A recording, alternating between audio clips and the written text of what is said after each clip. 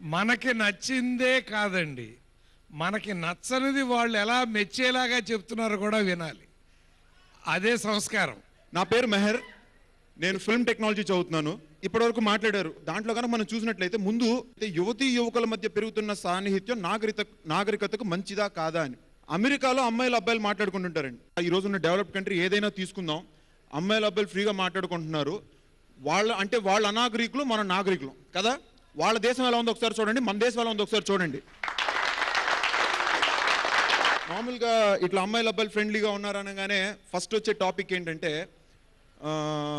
వీళ్ళు ఇప్పుడు సాన్నిహిత్యం పెంచుకొని తర్వాత ఫ్రెండ్షిప్ అని, తర్వాత ప్రేమని, పెళ్లి చేసుకున్న తర్వాత పిల్లోడు పుట్టిన 3 నెలలకి డైవర్స్ అని చెప్పి వెళ్ళిపోతారు. అందుకని సాన్నిహిత్యం అంటే తప్పు అంటున్నారే. మీరు చిన్నప్పటి నుంచి మీ అమ్మాయిని గాజు బొమ్మలా పెంచి తర్వాత ఒక ఎన్ఆర్ఐ అల్లుడు కట్టబెట్టి వాడక్కడ చంపేసి నరిచేసి కాల్ చేసిన తర్వాత $25,000 పెట్టి మీరు మీ అమ్మాయి శవం కోసం 15 రోజులు ఇండియాలో ఎదురు చూడటం అది మంచిదేనండి? అది ప్రారంభం. సన్యాసులు మాట్లాడే మాటలు అవి. మనం సాన్నిహిత్యం వల్ల వచ్చిన కష్టం కాదు. పెరుగుతున్న సాన్నిహిత్యం వల్ల మేలు జరుగుతున్నా కీడు జరుగుతున్నా అది చెప్పండి సార్. మీరు దేవుడిని నమ్మితే జరిగేటువంటి ప్రతి విషయానికి ఆయనే కర్త. అటువంటిప్పుడు ఒకటి ప్రారంభము లేకపోతే ఇంకొకటి ఆయనకి తెలియకుండా జరగటం అనేది ఉండదు. మరి దానికే దాన్ని కట్టబెట్టడం, అలాగే విచ్చలవిడిగా వదిలేద్దామా? ఇప్పుడు అమెరికా దేశంలో విచ్చలవిడిగా ప్రవర్తిస్తున్నారు. అప్పుడు వాళ్ళ అనాగరికులు, మనం నాగరికులా అని అడిగినారు అని చెప్పాడు అబ్బాయి.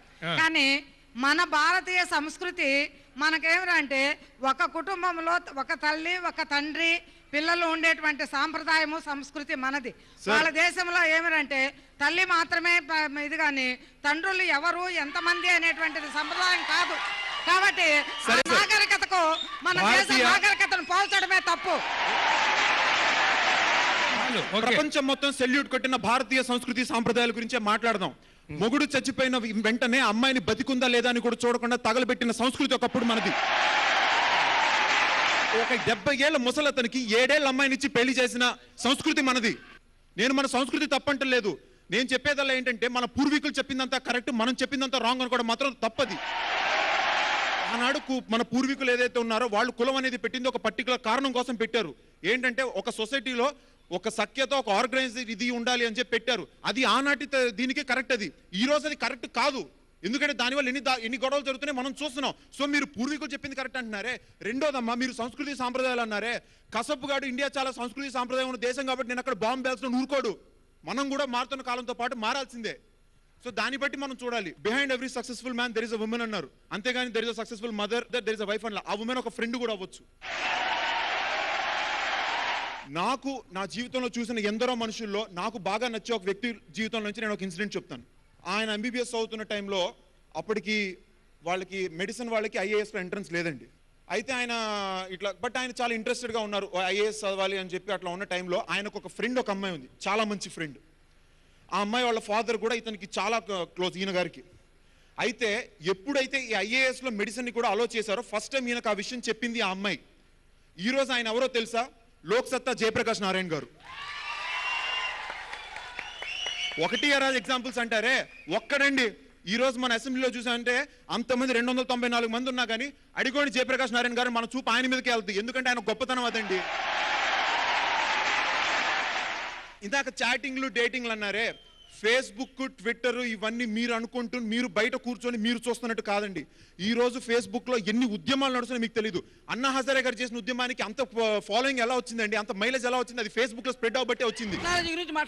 చాటింగ్ ఇక్కడ చిన్న ఒక థ్రెడ్ ఏంటంటే స్నేహపూరితమైన సాన్నిహిత్యము, శృంగారానికి దారి తీసే సాన్నిహిత్య సాంగత్యము అది కాదు ఇది అని వాళ్ళు చెప్తున్నారు. దానికి దారి తీస్తారని మీరు చెప్తున్నారు. నేను వస్తున్నాను రండి. సాన్నిహిత్యం అనేది లిమిట్ ఏంటని వాళ్ళు అడిగారు కదండి. నేను చెప్తాను. పైన లవ్, కింద ఫ్రెండ్షిప్, మధ్యలో ఉండేది సాన్నిహిత్యం. దాన్ని అది పైన లవ్కి వెళ్ళి ఆ తర్వాత పెళ్లికి వెళ్ళినా అది తప్పు కాదు. అంటే ప్రేమ పెళ్ళిళ్ళు తప్పు అన్నట్టు వాళ్ళ తప్పు. అంటే కింద ఫ్రెండ్షిప్గా మిగిలిపోయినా తప్పు కాదు. కానీ వీళ్ళు 2 కాకుండా పక్కకు 3వ కేటగిరీకి తీసుకెళ్తున్నారు. అదే శారీరక సంబంధం. ఈ రోజు సాన్నిహిత్యాన్ని అపోజ్ చేసే ప్రతి ఒక్కరు కూడా వాళ్ళు ఒక బాధ్యతతో కాకుండా ఒక భయంతో మాట్లాడుతున్నారు సార్. వాళ్ళకు ఒక కూతురు ఉంటుంది, ఆ కూతురు ఏం జరిగిపోతుందని భయంతో మాట్లాడుతున్నారు.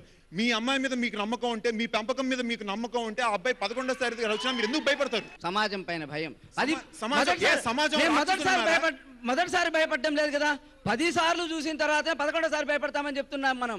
ఓకే నాకు నిన్న ఒక SMS వచ్చింది, నిన్న 4 స్టేజెస్ ఆఫ్ లవ్ అని పంపించారు. ఏంటంటే, ఏ మాయ చేసావే, ఎంత మాయ చేసావే, 2వ స్టేజ్. 3వ స్టేజ్ ఎంత అందంగా ఉన్నావే, 4వ స్టేజ్ ఎంత నాశనం చేసావే. నిజంగా చెప్పాలంటే మన దేశంలో ఉన్న నేననే ఇప్పుడు ఈ సో కాల్ యాంటీ సాన్నిహిత్యం పీపుల్ జనం ఎవరైతే ఉన్నారో వాళ్ళు ఎలా అంటే, ట్యాబ్లో నీళ్లు రాకపోతే యువత పాడైపోయింది, కరెంటు లేకపోతే యువత పాడైపోయింది, బస్సులో పెట్రోల్ లేకపోతే యువత పాడైపోయింది, పాకిస్తాన్ నుంచి వచ్చి బాంబు పెరిస్తే యువత పాడైపోయింది, ఎక్కడ చూసినా యువత పాడైపోయింది అంటున్నారు. యువత మధ్య సాన్నిహిత్యం పెరగకూడదు అంటే పెద్దవాళ్ళ మధ్య పెరగచ్చా? మీరు సో కాల్డ్ ఎల్డర్స్ ఎవరైతే ఉన్నారో వాళ్ళు చేస్తున్నారుగా. నేను అనేది ఏంటంటే, మీరు యువత అని పాయింట్ చేస్తున్నారు. ఇప్పుడు మనం వంట వండడానికి బియ్యం తీసుకుంటాం.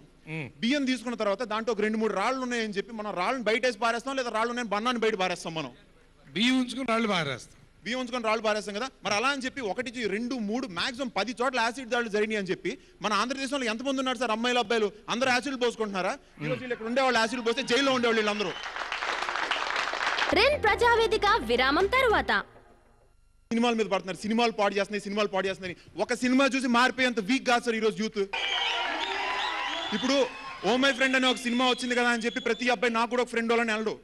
హ్యాపీ డేస్ అనే సినిమా ఎందుకు హిట్ అయిందంటే, అది మనలాగే ఉంది అని వాళ్ళు హిట్ అయింది కాబట్టి. కానీ వీళ్ళు మనం అలాగ ఉండాలి అని హిట్ అవ్వలేదు అది.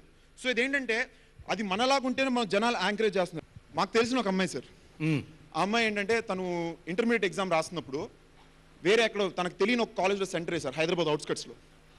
అయితే ఏంటంటే, ఆ అమ్మాయి ఎగ్జామ్ రాసినప్పుడు ఒక ఎగ్జామినర్ వచ్చి ఆ అమ్మాయి క్వశ్చన్ పేపర్ మీద తన ఫోన్ నెంబర్ రాసి వెళ్ళిపోయాడు సార్, ఫోన్ చేయమని. ఈ విషయం ఆ అమ్మాయి ఇంటికి వెళ్ళి చెప్పుకోగలదా? చెప్పుకుంటే ఆ భయం, అసలు ముందు వాడిని ఫోన్ నెంబర్ ఎందుకు రాశాడని ఇంట్లో తిడతారు. అసలు ఫోన్ నెంబర్ ఎందుకు ఏనిచ్చింది ఈ అమ్మాయి? ఆమె ఏదో రాసి, ఈ అమ్మాయి వేసి వెళ్ళలేదు సార్. ఆ ఎగ్జామినర్ ఈ అమ్మాయి పేపర్ మీద ఫోన్ నెంబర్ రాసి వెళ్ళిపోయాడు. ఆ అమ్మాయి ఆ విషయం ఇంట్లో చెప్పుకోలేదు సార్. డైరెక్ట్ గా పోలీస్ స్టేషన్కి వెళ్ళి కేసు పెట్టే ధైర్యం అమ్మాయికి లేదు సార్. అప్పుడు అమ్మాయి ఎవరికి చెప్పుకుంటుంది సార్? క్లాస్మేట్ అమ్మాయికి చెప్పుకోవచ్చు, అబ్బాయికి ఎందుకు చెప్పుకో? హైదరాబాద్ మా ఫ్రెండ్ ఒకడు ఉన్నాడు సార్, వాడు 5 ఫ్రెండ్స్ వెళ్ళి ఆయన కొట్టొచ్చారు. ఎందుకంటే మ్యాటర్ నేను ఇది కరెక్ట్ అని చెప్పి నేను అంటలా, కానీ ఇలా షేర్ చేసుకోవడానికి ఎవరో ఒకరు ఉండాలి. ఆ అమ్మాయి లోపల మునిగిపోతుంటే, అంటే ఆడపిల్లతో కంటే మగపిల్లాడితో షేర్ చేసుకుంటే బాగుంటుంది. ఈ రోజు మనం చూస్తున్న కొన్ని పోకడలు చూస్తుంటే, ఆడపిల్లతో సాన్నిహిత్యం ఉండడం కన్నా మగాడితో సాన్నిహిత్యం ఉండడం, మగాళ్ళు ఆడపిల్లతో సాన్నిహిత్యం ఉండడమే కరెక్ట్ అనిపిస్తుంది సార్. చివరికి నేను చెప్పదలుచుకుంది ఏంటంటే, ఎన్నో సంస్కృతులు ఉండేవి, గ్రీక్ సంస్కృతి కానీ గ్రీక్ నాగరికత కానీ ఎన్నో ఉండేవి. అవన్నీ అంతరించిపోయి మన భారతదేశ సంస్కృతి సాంప్రదాయాలు నాగరికత మాత్రం ఎందుకు మిగిలింది సార్? ఎందుకంటే మన స్ట్రెంగ్త్ అది.